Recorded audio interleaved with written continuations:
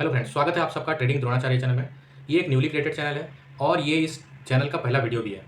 ये channel dedicatedly create किया गया है स्टॉक मार्केट लर्निंग वीडियोस के लिए, जिसमें टेक्निकल एनालिसिस को फुल्ली कवर किया जाएगा A to Z, starting from candlestick, chart patterns, trade setup, indicators, everything. तो अगर आप स्टॉक मार्केट में रिलेटिवली न्यू हैं या फिर नया स्टार्ट करना चाहते हैं तो आप बिल्कुल सही जगह पे आए हैं।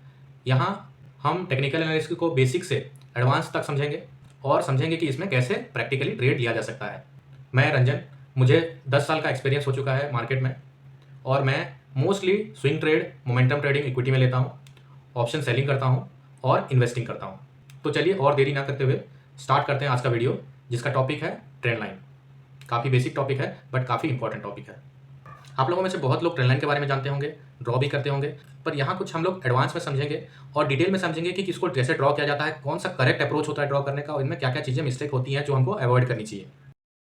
तो फर्स्ट थिंग, हमको 2 टच पॉइंट्स चाहिए होते हैं एक ट्रेंड लाइन को ड्रॉ करने के लिए, जैसे कि ये और ये। अगर इन दोनों टच पॉइंट्स को कनेक्ट कर लेता हूँ एक लाइन के जरिए और उसको आगे बढ़ा देता हूँ, एक्सटेंड कर देता हूँ, तो वो एक ट्रेंड लाइन हो जाता है जो फ्यूचर में भी हमको यूज में आ सकता है। लेकिन ये एक नॉर्मल ट्रेंड लाइन है। हमको मिनिमम 3 टच पॉइंट चाहिए होते हैं एक कंफर्म ट्रेंड लाइन के लिए। जैसे यहाँ 2 हैं, अगर हमारे पास एक और यहाँ होता तो ये कंफर्म ट्रेंड लाइन कहलाता। पर आप सोचो, चार्ट में अगर हम लोग 2 टच पॉइंट ढूंढने लगे, 3 टच पॉइंट ढूंढने लगे, तो चार्ट में कितने सारे टच पॉइंट्स हो जाएंगे, कितने सारे ट्रेंड लाइन हो जाएंगे और चार्ट कितना बल्कि हो जाएगा। चार्ट को जितना क्लीन रखेंगे हमारे लिए ट्रेड लेना उतना आसान है। और चार्ट को अगर ज़्यादा आप इंडिकेटर से, ट्रेंड लाइन से भरोगे तो आप ही को प्रॉब्लम होगा, आप ही कंफ्यूज होगे। ठीक है, तो चार्ट को जितना क्लीन रखें उतना अच्छा है, क्योंकि आप यहाँ एक दिन के लिए ट्रेड करने के लिए नहीं आए हैं, आप इसको एक बिजनेस की तरह लंबा खेलने के लिए आए हैं। तो जितना सिंपल रखेंगे उतना अच्छा है। अच्छा, तो क्या ट्रेंड लाइन हमेशा तिरछा ही होता है या फिर सीधा भी होता है? जी हाँ, सीधा भी होता है। तो अगर कोई ट्रेंड लाइन सीधा है तो उसको हम लोग सपोर्ट एंड रेजिस्टेंस भी बोलते हैं। ठीक है, वो एक ब्रॉड कॉन्सेप्ट है, अलग से हम लोग समझेंगे। सपोर्ट एंड रेजिस्टेंस कोई लाइन नहीं होता है, उसका एक जोन होता है। उसके बारे में भी हम डिटेल वीडियो लेके आएंगे, बट धीरे धीरे करके आगे बढ़ेंगे। ठीक है, तो अगर कोई लाइन सीधी है, हॉरिजॉन्टल है, तो उसको हम सपोर्ट एंड रेजिस्टेंस की जैसा यूज करते हैं। तो एक ट्रेंड लाइन स्टॉक का या इंडेक्स का एक रोड मैप होता है जो ना सिर्फ हमको डायरेक्शन के बारे में बताता है, बल्कि support and resistance, demand and supply, breakouts, breakdowns and change of direction, ये सारी चीज़ों के बारे में बताता है सिंपल ट्रेंड लाइन। तो it's simple but very effective. ठीक है, तो जब हमको समझ में आ गया कि हमको 3 टच पॉइंट्स चाहिए एक कंफर्म ट्रेंड लाइन ड्रॉ करने के लिए, अब समझ लेते हैं कि ट्रेंड लाइन का स्ट्रेंथ हम लोग कैसे आइडेंटिफाई करें। जैसे मैंने बोला कि एक चार्ट में हजारों तरह के ट्रेंड लाइन हम लोग निकाल सकते हैं, तो कौन सा यूज करना है, कौन सा नहीं करना है। जो पास्ट में हो गए, जिसका रिलेवेंस नहीं है, तो हम लोग डेफिनेटली उसको डिलीट करेंगे।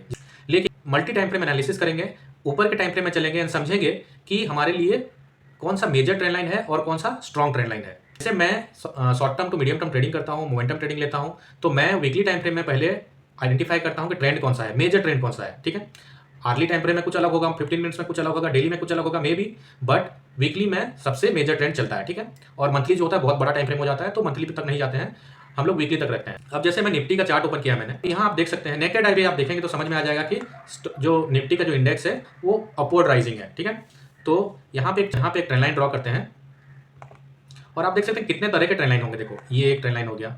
ठीक है, फिर इसी को लेके हम लोग यहाँ भी एक्सटेंड करें तो ये भी एक ट्रेंड लाइन हो गया। इसको हम ब्लैक में आइडेंटिफाई कर लेते हैं ताकि हमको समझ में आया कि ये मेजर ट्रेंड लाइन हम लोग वीकली में आइडेंटिफाई कर रहे हैं। इसमें एक मेजर कंफ्यूजन रहता है न्यूकमर्स को, बिगनर्स को, कि हम कैंडल का लो लें या फिर बॉडी लें। मतलब अगर कोई बुलिश कैंडल बना है या बेरिश कैंडल बना है तो उसका जो लो बनता है वो इसको लें या फिर यहाँ से लें। दोनों तरीके हैं। अगर आप क्लोजिंग से लेना चाहते हो, बॉडी से लेना चाहते हो तो वो भी ले सकते हो, आप लो से लेना चाहते हो वो भी ले सकते हो। बट लो मेरे ख्याल से सबसे ज़्यादा इफेक्टिवली काम करता है, क्योंकि प्राइस वहाँ गया है, कुछ तो एक्टिविटी वहाँ पे हुआ है। ठीक है, और प्राइस नीचे जाके ऊपर आके फिर क्लोजिंग कर रहा है, वो रिलेवेंट है। बट अगर प्राइस नीचे गया है, वहाँ से रिवर्सल आया है, तो कुछ तो बायर्स होंगे, कुछ तो स्ट्रॉन्ग प्ले वहाँ पे हुआ होगा, इसीलिए तो प्राइस रिवर्स आया है। तो इसीलिए मैं रिकमेंड करूँगा कि आप लो को लें। अगर लो बहुत बड़ा है, विक बहुत बड़ा है, तो may be you can ignore, otherwise हमेशा कोशिश करें कि आप लो को कनेक्ट करें। सेकंड चीज़ आती है कि एडजस्टमेंट कैसे करें। मतलब कहीं पे लो थोड़ा सा बच रहा है, कहीं पे बॉडी पे जा रहा है, वो हम लोग थोड़े से लेटर पार्ट में समझेंगे। एक ट्रेंड लाइन एडजस्टमेंट का एक छोटा सा और टॉपिक है, बट अभी के लिए समझें कि लो टू लो हम लोग कनेक्ट करेंगे और कोशिश करेंगे कि जहां मैक्सिमम टच पॉइंट्स हमको मिल सके। इसका एक अलग सा कॉन्ट्राडिक्टरी व्यू भी है कि जहां पे मल्टीपल बहुत सारे टच पॉइंट्स मिल रहे हैं वो ट्रेंड लाइन वीक हो जाती है। उसके बारे में भी हम लोग डिस्कशन करेंगे, वो थोड़ा सा एडवांस टॉपिक है। अभी बहुत ही बेसिक रखते हैं, बहुत ही सिंपल रखते हैं। तो हम लोग देखेंगे कि लो से हम लोग ले रहे हैं और मैक्सिमम टच पॉइंट्स को हम लोग टच कर रहे हैं। जैसे कि यहाँ आप देख सकते हैं, हमने यहाँ टच किया, ये टच हुआ, ये टच हुआ, ये यहाँ आप देख सकते हैं वीकली टाइम फ्रेम का चार्ट है। वीकली टाइम फ्रेम में हमको कम से कम 4 या 5 पॉइंट्स मिल गए। यहाँ भी नीचे की ब्लैक कलर की ट्रेंड को हम लोग देखेंगे तो यहाँ टच पॉइंट, यहाँ टच पॉइंट, यहाँ टच पॉइंट, यहाँ टच पॉइंट, राइट। तो मल्टीपल टच पॉइंट्स मिल रहे हैं, तो ये वैलिड ट्रेंड लाइन है। हम लोग एनालिसिस वीकली में कर रहे हैं, बट हमारा जो ट्रेड होगा वो छोटे टाइम फ्रेम में होगा। तो अगला हम डेली में टाइम फ्रेम हम लोग ले रहे हैं, तो डेली टाइम फ्रेम का एनालिसिस भी जरूरी है। अगर हम लोग डेली में लेते हैं ट्रेड, तो जो डेली टाइम फ्रेम में बनेगा उसको हम लोग ITL बोलेंगे, ITL। और ये हो गया MTL, major trend line, intermediate trend line. ठीक है, अभी डेली टाइम फ्रेम में चलते हैं, देखते हैं इंटरमीडिएट ट्रेंड लाइन। तो जैसे हमने बात किया, यहाँ आप देख सकते हैं ये हमारा MTL है और ये हमारा ITL है। इसके साथ एक और तरह का ट्रेंड लाइन होता है जो हम लोग आर्ली टाइम फ्रेम में देखते हैं, जो कि अगेंस्ट द ट्रेंड चलता है। मतलब आपका MTL अगर ऊपर जा रहा है, ITL अगर ऊपर जा रहा है, तो एक करेक्टिव ट्रेंड लाइन ऊपर से नीचे आती है। ठीक है, जैसे आप देख सकते हैं यहाँ पे आई। ओके, तो यहाँ आप देख सकते हैं यहाँ पे ट्रेंड लाइन, तो यहाँ आप देख सकते हैं यहाँ पे ट्रेंड लाइन बना, यहाँ भी ट्रेंड लाइन बना, यहाँ भी ट्रेंड लाइन बना, यहाँ भी कुछ बन रहा है और ऊपर भी बन रहा है, राइट। तो ये सारे हो गए करेक्टिव ट्रेंड लाइंस। तो आप एक चीज़ समझिए, अगर मेरा मेजर ट्रेंड लाइन ऊपर की तरफ है, इंटरमीडिएट ट्रेंड लाइन भी ऊपर की तरफ है, और जो करेक्टिव ट्रेंड लाइन है छोटे टाइम फ्रेम में नीचे आ रही है, तो मेरा ट्रेड सेटअप कहाँ पे होगा? मेरा ट्रेड सेटअप यहाँ पे होगा जहाँ पे करेक्टिव ट्रेंड लाइन एंड हो रही है और इंटरमीडिएट ट्रेंड लाइन सपोर्ट दे रही है या फिर मेजर ट्रेंड लाइन सपोर्ट दे रही है। तो सबसे मेरा बड़ा सपोर्ट जो है वो मेजर ट्रेंड लाइन में है। बट अगर मेरा इंटरमीडिएट सपोर्ट भी यहाँ पे मिल रहा है, तो यहाँ मुझे यहाँ पे एंट्री मिलना है। तो मैं वेट करूंगा एक बुलिश ट्रेड के लिए जहां पे करेक्टिव ट्रेंड लाइन ब्रेक होके मार्केट ऊपर जाए। तो यहाँ आप देख सकते हैं करेक्टिव ट्रेंड लाइन ब्रेक हुआ, मार्केट ऊपर गया। यहाँ पे करेक्टिव ट्रेंड लाइन ब्रेक हुआ, मार्केट ऊपर गया। आपकी MTL और ITL, major trend line and intermediate trend line, दोनों सिंक होने चाहिए। और आपको बस एक ही काम करना है, करेक्टिव ट्रेंड लाइन का वेट करना है ब्रेक होने का, तो आपका ट्रेड सिंपल है। तो ये हो गया स्ट्रेंथ। तो स्ट्रेंथ में हम लोग समझे कि वीकली टाइम फ्रेम में जो MTL बनता है, मेजर ट्रेंड लाइन बनता है, वो सबसे स्ट्रॉन्गेस्ट रहता है। उसके बाद डेली टाइम फ्रेम में जो ITL बनता है थोड़ा सा वीक रहता है उससे, और जो करेक्टिव ट्रेंड लाइन रहता है वो सबसे वीक रहता है। ठीक है, मतलब आप करंट सिनेरियो में देखेंगे तो ये मार्केट को नीचे लेके जा रहा है। ठीक है, बट वो टाइम फ्रेम छोटा रहता है, मतलब छोटे टाइम ओरिजिन के लिए जाता है। जब वो करेक्टिव ट्रेंड लाइन ब्रेक होकर मार्केट फिर से अलाइन हो जाता है वीकली और डेली के साथ, तो फिर से वो ऊपर जाने लगता है।